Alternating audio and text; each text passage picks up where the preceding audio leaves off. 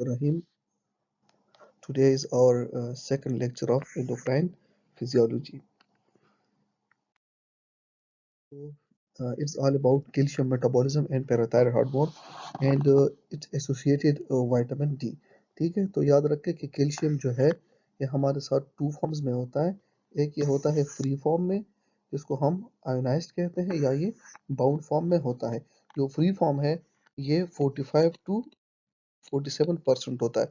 तो अगर आप फर्स्ट एड पढ़ रहे हो तो इट्स 45%, और अगर आप गोल्ड पढ़ रहे हो तो इट इज 47%. ठीक है, इन आयोनाइज्ड फॉर्म. और यही जो है it is the main calcium form that is responsible for so many actions that जो हम आगे जाके पढ़ेंगे.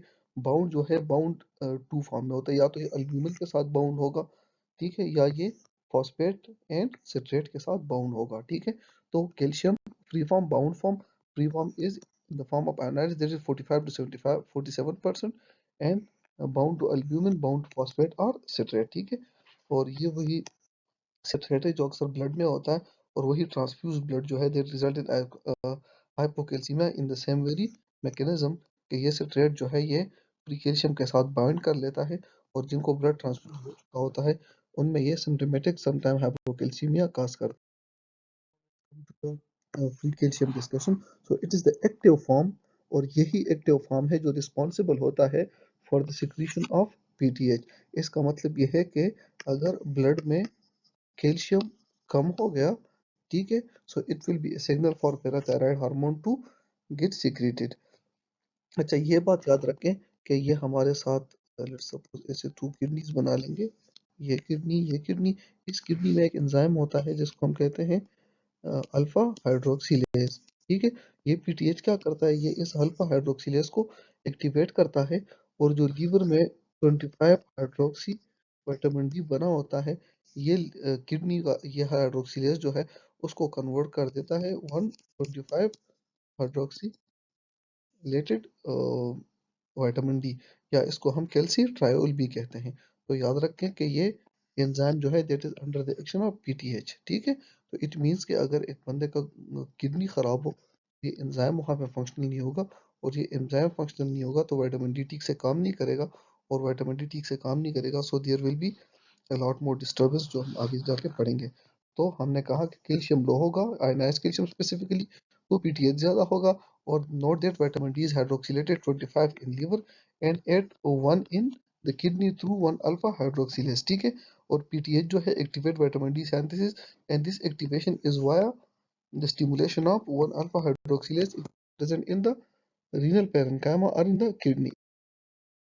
Now note that. अच्छा, ये बात याद रखें कि जो अल्ब्यूमिन हमारे साथ है ये नेगेटिवली चार्ज है, और कैल्शियम जो हमारे साथ है ये पॉजिटिवली चार्ज है. तो नेगेटिव पॉजिटिव हमेशा बॉन्ड बनाएंगे. नाउ लेट्स सपोज कि ये दोनों का बॉन्ड बन गया है, और यहाँ पे हमारे साथ एक्सेस ऑफ आयन आ गया, एक और पॉजिटिव आयन जो कि है हाइड्रोजन. तो ये हाइड्रोजन क्या करेगा, जब एक्सेस में हो जाएगा it will displace this calcium from this side and bind itself to albumin. ठीक है, so that will result in the hypercalcemia, and when there is excess of H plus ion we call it acidosis. Now think of another condition जब hydroxyl या OH ion बहुत ज़्यादा हो जाता है, तो ये OH आयन क्या करेगा कि यहाँ पे जितना भी फ्री कैल्शियम है वो इस नेगेटिव चार्ज पार्टिकल के साथ बाइंड हो जाएगा, और जब इसके साथ बाइंड हो जाएगा there will be low level of the low free calcium ion. So that is why इस कंडीशन को हम अल्कलोसिस कहते हैं. So that is the reason that alkalosis will call hypocalcemia and acidosis will cause hypercalcemia. So let's study a little bit that albumin is a negatively charged particle and then bind to the positively charged particle that is calcium. ठीक है, so now if there is acidosis, what does that mean? There will be excess of H plus ions, and that H plus ion will displace calcium and bind itself to the albumin, and that displaced calcium will result in hypercalcemia. And the same is true for alkalosis, where there will be excess of OH negative ion, and that OH negative ion will bind to the calcium ion that will result in the hypocalcemia. तो conclusion हमारे साथ क्या हो गया कि acidosis will result in hypercalcemia and alkalosis will result in hypocalcemia.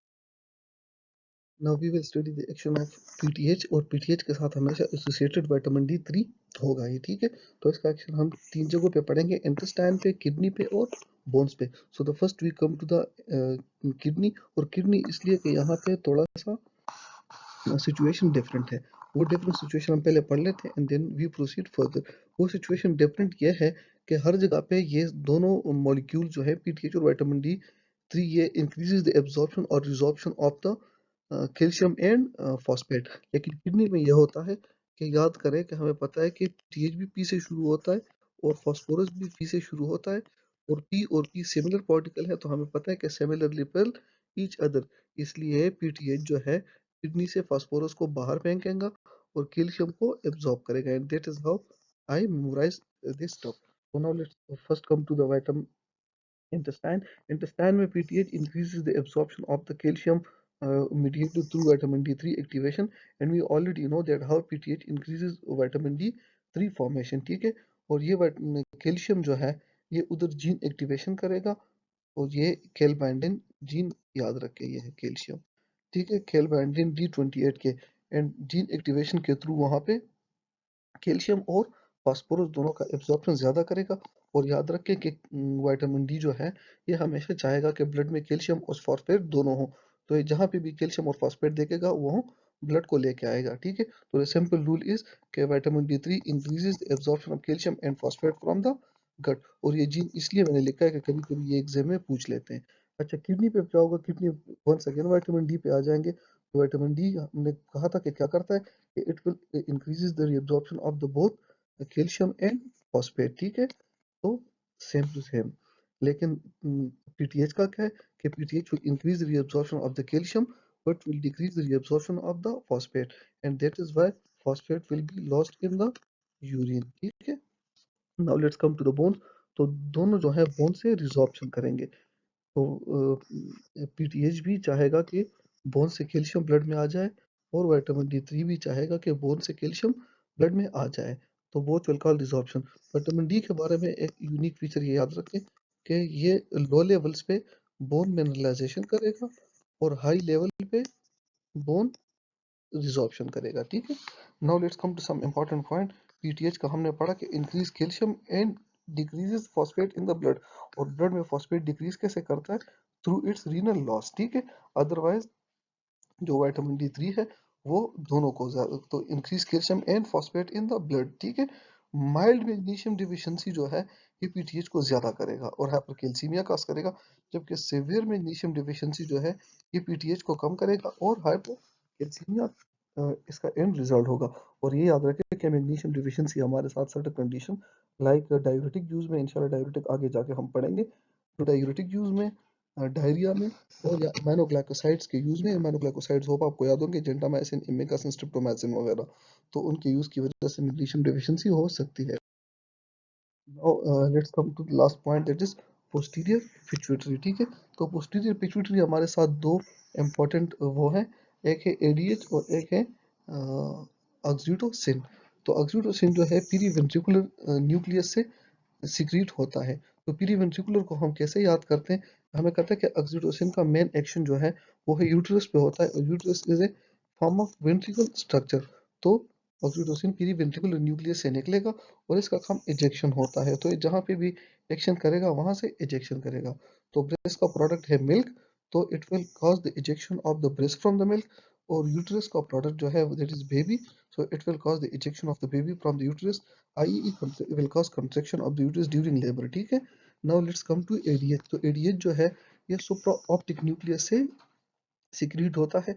इसके stimulants और inhibitors जो है इसके बहुत इंपॉर्टेंट है।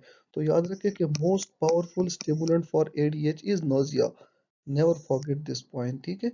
और इसके अलावा increase serum osmolarity, increase volume और हाइपोग्लाइसीमिया ये भी इसके स्टिमुलेंट है। लेकिन remember the most potent stimulus is nausea. और इनहिबिटर्स जो है इसके वो है alcohol, don't forget it is the major one, exam में they can ask you, and decrease serum osmolarity. ये जो है इसके दो इम्पोर्टेंट रिसेप्टर है, एक है V1 है, एक है V2 है। V1 होता है ब्लड वेसल में। और आप लोगों को अगर हमारे एनाटॉमी का ऑटोनॉमिक नर्वस सिस्टम का लेक्चर याद होगा, तो इसमें जितने भी वन रिसेप्टर होते हैं वो हमेशा कंट्रैक्शन करेंगे, so it will cause blood contraction and में इंक्रीज द ब्लड प्रेशर, ठीक है। इसलिए इसको वेसोप्रेसिन भी कहते हैं because it presses the vessels. और दूसरे हैं इसके V2 रिसेप्टर्स, जिसकी वजह से ये वाटर एब्जॉर्प्शन करता है।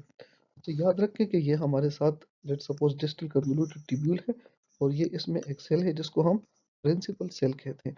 तो एक्चुअली एडीएच करता क्या है, ये प्रिंसिपल सेल्स में एक्वापोरिन चैनल्स डाल देता है और through this aquaporin channels, aquapore means pore and aqua mean water, so through this aquaporin channel it increases the water absorption. So it's enough for this lecture. Inshallah next हम बहुत important topic पढ़ेंगे, that is thyroid hormone. Thank you so much.